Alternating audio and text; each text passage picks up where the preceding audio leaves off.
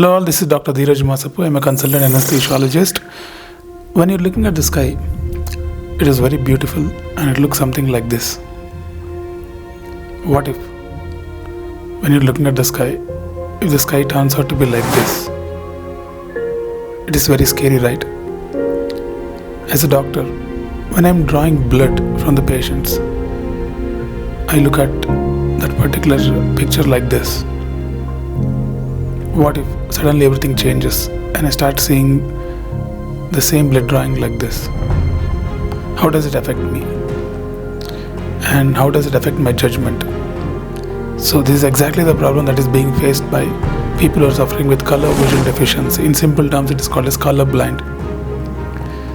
So why I'm talking about this color blindness is, recently I got a comment from a subscriber who is color blind, and he requested me to just tell him whether he can take up anesthesiology or not. So this video is dedicated for you, and in this video I'm going to tell you whether you can do anesthesiology or not, whether Indian government allows you to do, and also I would like to tell you which areas you might get confused while operating the techniques in anesthesia and how to overcome them.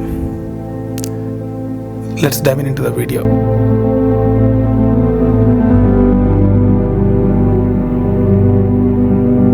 So this color blindness has been initially researched by a person called as John Dalton. He is famous for genetic research, and he himself is a colorblind person, and he has done a significant work on this, and that's why he is also called as Daltonism. And this predominantly happens because of the absence of certain pigments in your retina, in your eye. So they're broadly differentiated into two varieties, protons and deuterons. So some have a red deficiency and some have a green deficiency. So red deficiency people will not be able to appreciate red color. It might look like grey color or brownish in color. And green deficiency people will not be able to appreciate green color. So this is the main problem, and for doctors how it can affect is, so when you see the blood, it won't be reddish in color. So you won't be able to actually know that particular fluid is blood. So how is it going to affect in anesthesia? I'll tell you. But let me come to the statistics. Are there any doctors with color blindness? Yes. There are nearly 5,800 doctors in UK according to 1994 statistics. So many of the healthcare professionals and who are doctors have been doing this. This is not a new thing. And in Western countries, they don't usually object a colorblind person taking up any field of medicine. But what about India? I'll tell you in the end of the video. What MCA have come up with certain rules, I'll explain you.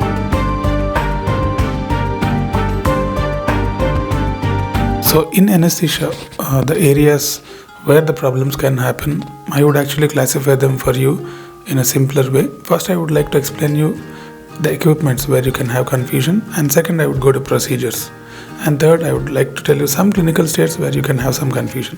First, coming to the equipment. So coming to the equipment, the IV cannulas I would like to discuss. So IV cannulas actually are color coded, but there is no problem for you. Before inserting the IV cannula, you can actually flip the IV cannula to the other side. The gauge will be written there, so you can actually read the gauge and then insert.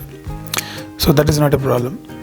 But the problem is if the patient already comes to the OT with IV cannula, then most of the 20 gauges are pink in color, 14 gauges are little reddish in color. So there you might have a confusion. If you have red deficiency, there you might have to take the help of your colleague or a technician. So that is about the IV cannulas. So while inserting the IV cannulas, you will not have an issue because you just tie a tourniquet. Once the vein is prominent, you will be able to see that, and you can insert the IV cannula once the spurt of blood if you see in the cannula. And next, coming to the LP needles. So LP needles are color coded, but the gauge will be written on the other side. You can read the gauge and then go ahead with the procedure. That will not be a problem. The only problem would be sometimes blood mixed CSF would be coming, so you might not be able to appreciate the blood which is mixed in the CSF. So for that you need to take the help of your colleague. The Ryle's tubes and suction catheters. So most of them are color coded, but on top of Ryle's tubes usually the gauge will be written. That won't be a major problem. But suction catheters, most of the suction catheters have not seen the gauge written on them. So there you need to take the help of your colleague to identify the color of that. So, and coming to the monitors are color coded. I mean, different types of waves have different colors, but you can just see the number and wave. And I don't see a serious disadvantage in not knowing the color of that particular waveform. You need to understand the shape of the waveform than the color. That is more important, that you will be able to appreciate. So monitors wise, you will not have a major issue. And coming to vaporizers are color coded. Each vaporizer will have a color, but clearly on top of each vaporizer the name will be written, so you will not have any kind of problem there. So while taking the arterial line, there can be an issue. The reason is, sometimes when you take an arterial line, you might enter a vein. And so by looking at the color of the blood, if the blood is darkish in color, it is a vein, and if the blood is more brighter, it is an artery. So that kind of differentiation you might not be able to do. So that is the time what I would suggest is that you directly go with an ultrasound.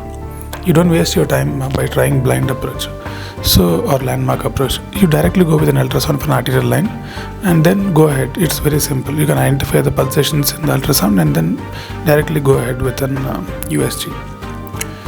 And that's about the arterial line. Even central lines also, now central line is done with the USG guidance. You don't need to know the color of the blood there. So previously when they're doing landmark technique, then sometimes there was a possibility of carotid artery puncture. There, by looking at the color of the blood, they used to identify that we have punctured the carotid. But now I don't think anybody is doing it blind. Everyone is using USG guidance. So you also go ahead with USG. So that is about the procedures. And the clinical states where you can have confusion are two, according to me. One is cyanosis. So what happens is, when you're inducing a patient or extubating a patient, there is a possibility of desaturation sometimes, and so you can clinically see it by cyanotic changes in the lips become bluish in color, and other mucous surfaces will become bluish in color. So this can be a problem for you. So here what I would suggest is, you have to go with the pulse oximeter recordings. If the pulse oximeter is showing the saturation lesser than 80 or 85, then you have to go clinically and treat the patient. So this is one area where you can have a confusion. And the second area would be allergic reactions. So sometimes in anesthesia what happens is, the drugs like antibiotics or sometimes the muscle relaxants like atracurium, rocuronium can lead to anaphylactic reactions. So anaphylactic reactions usually present initially like a skin rash on the chest and hands. So the skin rash would be bright reddish in color in dots. So this might be slightly difficult for you to appreciate. So there you might have to take the help of your colleagues or technicians. So according to me, these are the different areas where you can have some confusion, but for every aspect I told you the solution also. So in the era of advanced technology and ultrasound and all the advanced gadgets and cardiac output monitors, and in this kind of era, I don't think you should have any issue. And most of us are actually not saying clinically now. Everything we monitor based on the technology and waveforms. And so I don't think you should have any issue by taking up anesthesia as your career. So that is my opinion. And coming to the MCI, so MCI previously was not allowing color vision deficiency people to take up medicine, but in 2017 you can see this particular article, they have clearly given that in Times of India it has come that MCI is now allowing all the color vision deficiency people to take up any field of medicine. So if you really want to take up anesthesiology, you are free to take with these kind of fine modifications in your work pattern, and you can surely do it and go ahead. And that's it for today. I hope you got your answer, and this video is dedicated only for you. And as usual, Dr. Dheeraj Masappu logging off. Roger that.